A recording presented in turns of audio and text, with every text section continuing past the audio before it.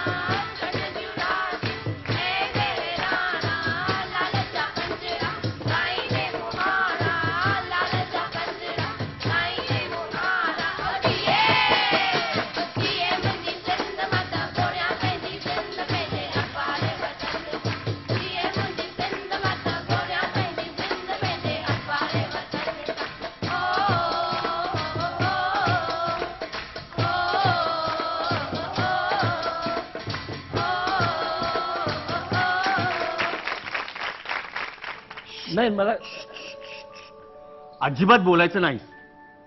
Sir, आपल्याला हे नृत्य कसं वाटलं? नृत्य तुम्ही चांगलं केलं. ही परंपरा किती वर्षापासूनची आहे? आमची पुष्टांची पिढी दर पिढी हे नृत्य आम्हाला शिकवलं आहे.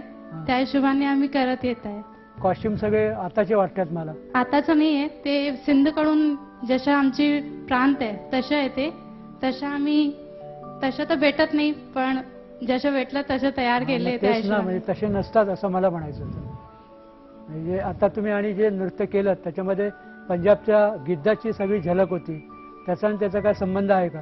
नाही, काही संबंध नाही तसं. गिद्दाच्या स्टेप त्याच्यामध्ये होत्या, तुम्ही करत होत्या ते. नाही, नृत्य तर तसं आम्ही बी करतात सिंधी लोक.